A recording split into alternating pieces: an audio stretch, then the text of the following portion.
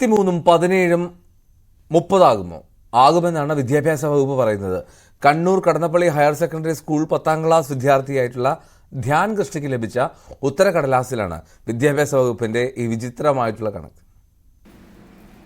Kannur Kadannappally higher secondary സ്കൂളിൽ 10ാം class പരീക്ഷ എഴുതിയ ധ്യാൻ കൃഷ്ണയ്ക്ക് റിസൾട്ട് വന്നപ്പോൾ 9 A+ഉം ഒരു Aയും.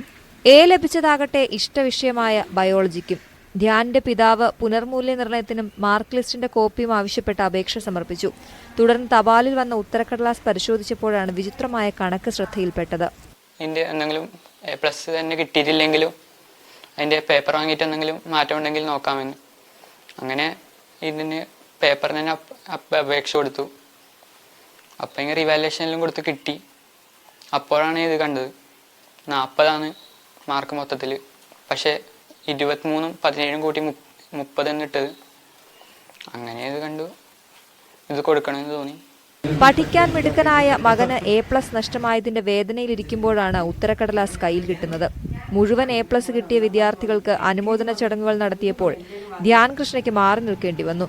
ധ്യാനിന് സംഭവിച്ചത് ഇനി ആർക്കും സംഭവിക്കാതിരിക്കാൻ മൂല്യനിർണ്ണയത്തിൽ സുതാര്യത ഉറപ്പുവരുത്തണമെന്നാണ് ഇവരുടെ ആവശ്യം. ടീച്ചർ കണ്ടു, ടീച്ചർ ഇത് കവർ പൊട്ടിച്ചിട്ട് തന്നെയാണ് നമുക്ക് തരുന്നത്. നമ്മളിത് കണ്ടപാടി ഇവർ പറഞ്ഞു, പിന്നെ ഇത് ഇത്രയും മാർക്ക് അവർക്ക് എന്തായാലും നല്ല പണി കിട്ടും എന്നെല്ലാം പറഞ്ഞു. ആ സമയത്ത് എനക്കും ഇത് ഉള്ളിൽ ഭയങ്കര, ഞാൻ പറഞ്ഞു ഇത് SPC ഇവന് ഒരു ഗ്രേസ് മാർക്ക് പോലും ഇല്ല. ഇവര് സാധാരണ അല്ല SPC അങ്ങനെ എന്തൊക്കെയോ ഉണ്ട്. ഇവന് 9 ഇങ്ങോട്ട് ചേർത്തതുകൊണ്ട് SPCക്ക് ഒന്നും ചേരാനൊന്നും പറ്റിയില്ല. അപ്പൊ പിന്നെ ഗ്രേസ് മാർക്ക് ഒന്നും ഇല്ലാണ്ടാണ് ഇവൻ ഈ ബാക്കിയില്ല A+ വാങ്ങിയത്. ന്യൂസ് 18 തളിപ്പറമ്പ്.